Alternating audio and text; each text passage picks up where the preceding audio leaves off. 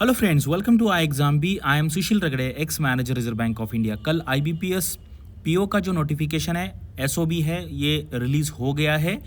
और इसके बाद काफ़ी सारी मेरी स्टूडेंट से बात हुई थी और हम कुछ यूट्यूबर्स, आपको पता है कौन कौन से यूट्यूबर्स हैं, ये आपके लिए आईबीपीएस के अगेंस्ट लड़ रहे थे। इतना मतलब ट्विटर का कैंपेन किया, उसके बाद सोशल मीडिया पे लिखा है, लिंक्डइन पे लिखा है, फेसबुक पे लिखा है, मिनिस्टर से बात की है, एमपी से बात की है।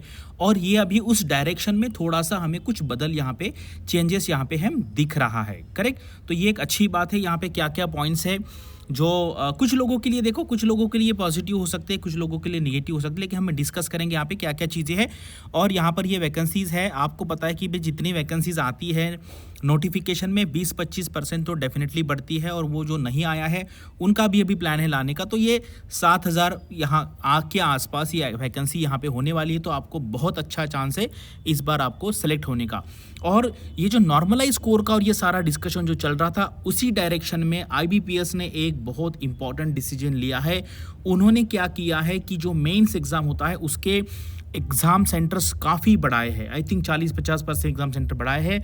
और मोस्टली वो मेंस एग्ज़ाम एक ही शिफ्ट में लेने का ट्राई करेंगे, क्योंकि एग्ज़ाम सेंटर बढ़ाने का मतलब क्या होता है कि ज़्यादा से ज़्यादा लोगों को अकोमोडेट कर सके, यानी कि जो नॉर्मलाइजेशन का है वो इशू आई नहीं। करेक्ट। जनरली क्या होता है ना, प्रीलिम्स में तो आएगा, क्योंकि प्रीलिम्स में तो बहुत ज़्यादा कैंडिडेट्स होते हैं, वहाँ पे इतना भी इशू नहीं है। लेकिन मेंस लेवल पे क्या होता है, एटलीस्ट सब लोग एक लेवल पे आने चाहिए, तब ये नॉर्मलाइजेशन का इशू होगा नहीं। उन्होंने एक अच्छी बात यहाँ पे इंट्रोड्यूस की है, उसको हम कहते हैं पर्सनैलिटी टेस्ट। और वो भी करने का पर्पज़ ये है ना कि सारे लोगों में एक पैरिटी रहे। अदरवाइज़ क्या है ना, इंटरव्यू में कभी कभी किसी को बहुत सिर्फ एचआर लेवल के क्वेश्चन पूछे, किसी को बैंकिंग रिलेटेड पूछे, किसी को टेक्निकल पूछे। तो पहले क्या होगा, ये पर्सनैलिटी टेस्ट से आपका जो प्रोफाइल है, एचआर लेवल का प्रोफाइल उनके पास जाएगा। और इंटरव्यू में वो थोड़ा सा, मुझे यहाँ पे लगता है, बैलेंस करने का ट्राई करेंगे। और इस बार पैटर्न चेंज हुआ है। क्वांट का वेटेज जो है फेज मेंस में कम हुआ है, जीए का वेटेज बढ़ा है। ये बात कुछ लोगों के लिए पॉजिटिव हो सकती है, कुछ लोगों के लिए नेगेटिव डेवलपमेंट हो सकता है। आपका क्या व्यू है, कमेंट सेक्शन में बताइए। चलो यहाँ पे वीडियो स्टार्ट करते हैं। तो सबसे पहले देखते हैं, ये है आपका ओल्ड पैटर्न है, this is old pattern, and ये है आपका न्यू पैटर्न। ओल्ड पैटर्न में क्या था, अगर आप देखेंगे इंग्लिश को वेटेज कम था और क्वांट एंड रीजनिंग का वेटेज सेम था। अभी क्या किया है, इंग्लिश एंड क्वांट का वेट सेम है, रीजनिंग का वेटेज बढ़ाया है। जिसका रीजनिंग अच्छा है उसको काफ़ी फायदा होगा, प्रीलिम्स में भी फ़ायदा होगा, और उसके बाद आपका जो मेंस एग्जाम है वहाँ पे भी फ़ायदा होगा। तो ये प्रीलिम्स लेवल का चेंज है। आप बताइए प्रीलिम्स में आपको क्या लगता है, आपके लिए ये अच्छा चेंज है या आपके लिए अच्छा चेंज नहीं है। अभी आते हैं मेंस लेवल पे। ये जो मेंस लेवल है आपका, ये जो है आपका, ये है ओल्ड वाला है। करेक्ट, ये ओल्ड है और ये ओल्ड है। तो देखो रीजनिंग का वेटेज तो पहले भी 60 था, अभी भी 60, और ये अभी सबसे हाईएस्ट वेटेज अभी रीजनिंग को है। करेक्ट। जैसे मैंने कहा, अभी मार्क्स तो सेम है, लेकिन इंग्लिश का जो वेटेज है पूरे इसमें वो सबसे हाईएस्ट है। अभी अगर आप देखेंगे, जनरल अवेयरनेस का वेटेज था 40 का 50 हो गया है, और क्वांट का जो वेटेज 60 से 50 हो गया है। सिर्फ इतना ही चेंजेस नहीं है, बहुत बड़ा चेंज हुआ है सिलेबस लेवल पे। क्योंकि पहले सिर्फ जनरल इकोनॉमी बैंकिंग अवेयरनेस आता था, भाई अभी जनरल इकोनॉमी बैंकिंग अवेयरनेस तो है ही है, digital awareness, financial awareness, including RBI circular. भाई ये जो आरबीआई ग्रेड बी के लिए लोग प्रिपेयर करते हैं, उस लेवल का प्रिपरेशन यहाँ पर करना पड़ेगा। और इसीलिए आप देखो भाई, यहाँ पे 40 क्वेश्चन को 40 मार्क थे, यानी कि जो क्वेश्चन का लेवल था वो बहुत सिंपल रहा होगा। अभी 35 क्वेश्चन को 50 मार्क है, यानी कि नियर अबाउट आपका एक 1.4 1.5 के आसपास यहाँ पे वेटेज रहेगा। और ये डिफिकल्ट लेवल के क्वेश्चंस यहाँ पर आएंगे। और यहाँ पर अगर आप देखेंगे, भाई ये तो टाइम तो उन्होंने बढ़ाया तो है, लेकिन यहाँ पे क्या किया है, टाइम 35 मिनट से 25 मिनट किया, यानी कि आपका रीडिंग स्पीड ज़बरदस्त यहाँ पर होना चाहिए। उसके बाद जो दूसरा चेंज है बड़े लेवल का, इंग्लिश में सिर्फ लेटर राइटिंग एंड ऐसे आता था, अभी भी ऐसे तो आएगा ही आएगा, लेकिन अभी जो लेटर था आपका, उसके जगह पे कॉम्प्रिहेंशन आएगा।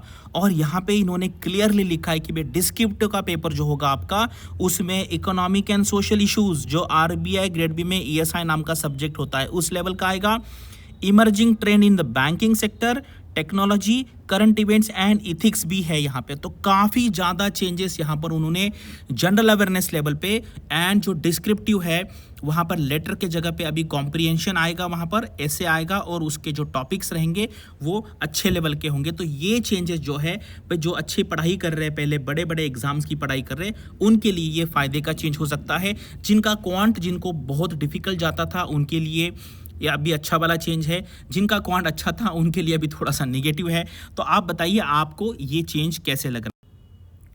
देखो लास्ट ईयर का इंटरव्यू का मैं पढ़ता हूँ और बताता हूँ चेंजेस क्या है। क्या लिखा था भाई यहाँ पे, जिनका ऑनलाइन मेंस एग्जाम हो गया है will be subsequently called for the interview.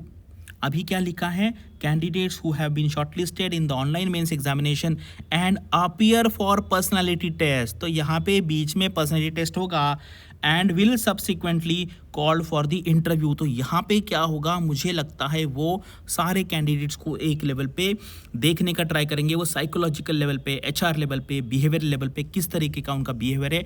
तो इसका जो इनपुट होगा उनके पास इंटरव्यू के सामने होगा, क्योंकि उसके बेसिस पे वो आपकी पर्सनैलिटी डिसाइड चेक करेंगे और आपको कैसे मार्क्स देने हैं, किस तरीके से आपको देखा जा सकता है, आपका मतलब बहुत निगेटिविटी है आप में या हम्बल है नहीं है, सारा वहाँ पे जज किया जाएगा। अभी ये पर्सनैलिटी टेस्ट है, इसके बारे में क्या दिया है, candidates who qualify in the mains examination will be called for personality test, self report. Personality profile of the candidate will be placed before the interview panel. The personality test will be non-qualifying in nature. However, appearing the personality test will be mandatory for being eligible for appearing for the interview process. यानी कि ये personality test है, इसका as such अलग से कोई weightage नहीं है, इसमें कोई पास फेल नहीं होता है, क्योंकि ये आपका बिहेवियर का, आपका पर्सनैलिटी का टेस्ट होता है।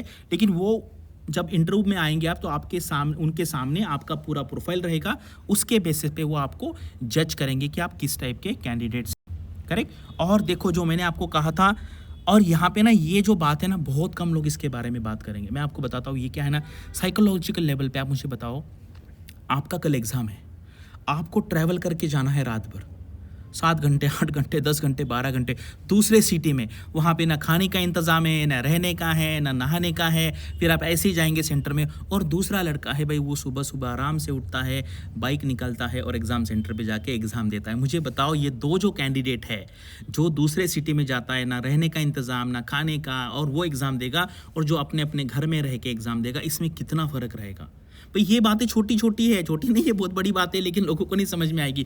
तो ये बहुत अच्छा चेंज है, ये बहुत अच्छा चेंज है। अगर आपके सिटी में या बहुत आसपास के सिटी में जहाँ पे आप 1 घंटे में पहुँच सकते हैं, अगर ऐसे जगह पे एग्जाम सेंटर आया है तो ये बहुत बड़ा साइकोलॉजिकल एडवांटेज है भाई। रात को आप आराम से सो सकते हैं, अदरवाइज जो रात को नींद नहीं होगी जिसकी, उसका एग्जाम तो भी गया फिर, करेक्ट। और ये इसलिए उन्होंने किया है क्योंकि उनको मेंस का जो एग्ज़ाम है वो एक ही शिफ्ट में लेना है।